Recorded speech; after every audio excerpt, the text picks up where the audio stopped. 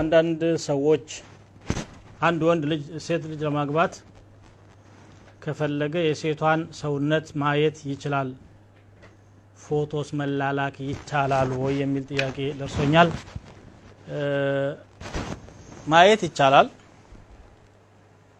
በፎቶም ማየት ቢፈልግ አይከለከልም። አካል ማየት ከተፈቀደ ፎቶ ማየት የሚፈቀድበት ሁኔታ አይኖረውም። ግን ብዙ ጊዜ ከጋብቻ በፊት ለጋብቻ የተፈላለጉ ሰዎች ግንኙነታቸው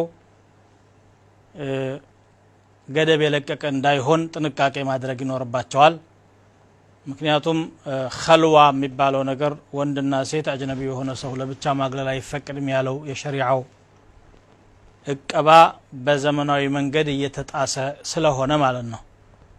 በስልክ ለምሳሌ በተደጋጋሚ መደዋወል በአካል ከመገናኘት የበለጠ ምናልባትም ሊያነጋግራቸው ይችላል። በዛሬ ጊዜ ደግሞ ስካይፕ የሚባል መጥቷል። በተለያዩ መንገዶች እየተገናኙ ሸርዑ የከለከላቸው ገደብ የለሽ ግንኙነቶች ሊፈጠሩ ይችላሉ። ከዚህ ራሳቸውን ማቀብና መከልከል ይገባቸዋል። ፎቶ ማየቱ ክልክል ነው ማለት አይደለም። ምን ትመስላለች ምን ይመስላል የሚለውን ለማወቅ ፎቶ ማየት ካስፈለጋቸው ይችላሉ።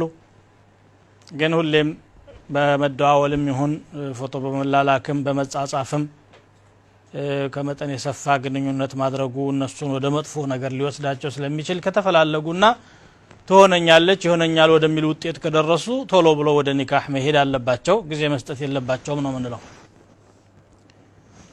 ኒቃብ በኢስላም ዋጅብ ነው ወይ የሚልም ደርሶኛል። ይሄ ጥያቄ ያው በተደጋጋሚ የሚነሳ ጥያቄ ነው። በመሰረቱ አላህ ረብል ዓለሚን ሒጃብን በሴት ልጆች ላይ ግዴታ አድርጓል። ሒጃብ ሁለት አይነት ነው። አንደኛው የቤት ሒጃብ ነው። የቤት ሒጃብ ማለት የቤት ውስጥ መቀመጥ ማለት ነው። ሴቶች በአብዛኛው ከቤት እንዳይወጡ ነው የሚታዘዙት። የቤቱ ስራ ወይም ደግሞ ቤት ውስጥ መቀመጡና ልጆችን መንከባከብ ቤትን ቤት እንዲሆን ማድረግ ራሱን የቻለ ትልቅ ወዚፋ ስለሆነ አላህ በቁርአኑ ወቀርነ ፊ ቡዩቲኩነ ይላል። እቤቶቻችሁ ውስጥ ተረጋጉ ወላ ተበረጅነ ተበሩጀ الجاهليه الاولى እንደ ቀደምት የጃሂልያ ሴቶች አትራቆቱ እርቃናችሁን አትውጡ ብሎ ያዛል።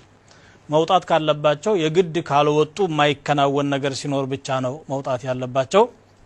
ይሄ በእንዲህ እንዳለ ሁለተኛው ሒጃብ አይነት ደግሞ የልብስ ሒጃብ ነው። የልብስ ሒጃብ ሊያሟላ የሚገባቸው መስፈርቶች አሉ። ከነዚያ መካከል ራሱ ልብሱ ጌጥ ከመሆን የራቀ መሆን አለበት።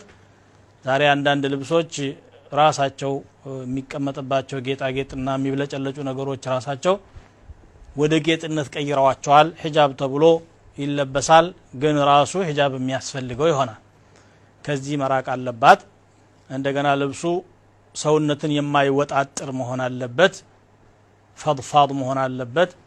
አሳልፎ የሰውነትን ከለር የማያሳይ መሆን አለበት። አንዳንድ ስስ ልብሶችን ሴቶች ይለብሳሉ፣ ማቅረሚያዎች ምናምኖች። ግን ከዚያ ከልብሱ ጀርባ ቀይ ነው ጥቁር ያለው የሰውነት አካል ብሎ ለማስነበብ የሚችል ይሆናል። ከዚህ መራቅ አለባቸው። እነዚህ ነገሮች በዑለማዎች መካከል ኺላፍ የሌለባቸው ናቸው።